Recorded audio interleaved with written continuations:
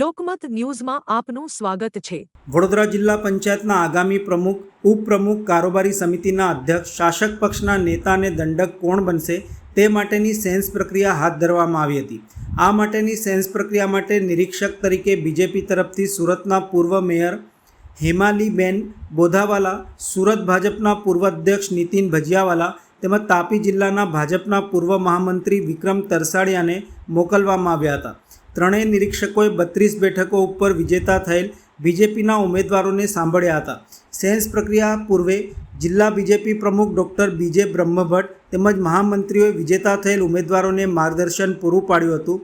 જિલ્લા પંચાયતની બેઠક મહિલા અનામત છે, ત્યારે ચોરંદા, ધનતેજ, ગણપતપુરા, પાદરા અને ગોરજ બેઠક ઉપરથી વિજેતા થયેલ મહિલા ઉમેદવારો પૈકી કોઈ એક જિલ્લા પંચાયત વડોદરાના પ્રમુખ બનશે।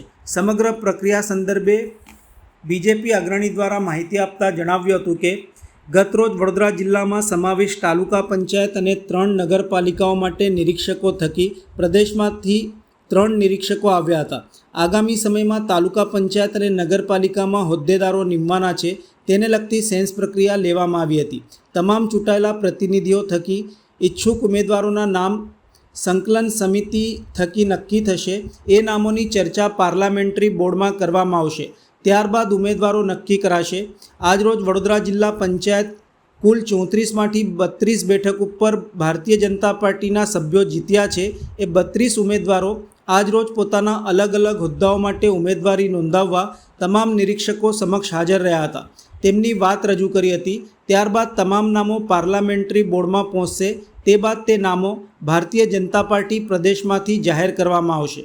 ભારતીય જનતા પાર્ટીના પદ્ધતિ અને પ્રક્રિયા અનુસાર આજે નિરીક્ષકશ્રીઓ પ્રદેશમાંથી આવ્યા છે અને પૂરા દિવસ દરમિયાન અપેક્ષિત શ્રેણીના કાર્યકર્તાઓને સાંભળવાના છે, જેમાં વોર્ડ પ્રમુખ, મહામંત્રીશ્રી, ત્યારબાદ ચૂંટાયેલા જનપ્રતિનિધિઓ, ત્યારબાદ પ્રદેશના હોદ્દેદારો, સાંસદશ્રી, ધારાસભ્યશ્રી અને મહાનગરની સંપૂર્ણ ટીમ સંગઠનની એમને નિરીક્ષકશ્રીઓ સાંભળવાના છે અને ત્યારબાદ એમનો અહેવાલ તૈયાર કરી અને પ્રદેશમાં સબમિટ કરાવશે। આ એક સ્વાભાવિક જે દર વર્ષે થતી હોય છે, દર વખતે એ પ્રકારની પ્રક્રિયા છે। કુલ મળીને 5 હોદ્દેદારો માટે અહીંયા પ્રક્રિયા હોય છે, જેમાં mayor, deputy mayor, standing committee chairman, નેતા પક્ષ અને દંડક, આ 5 પદ માટે આ પ્રક્રિયા અત્યારે ચાલી રહી છે।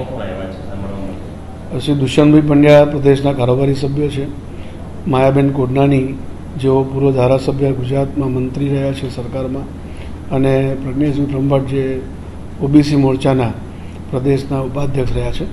એ ત્રણેય કાર્યકર્તાઓ આજે અહીંયા આવ્યા છે અને અત્યારે સાંભળી રહ્યા છે બધાને।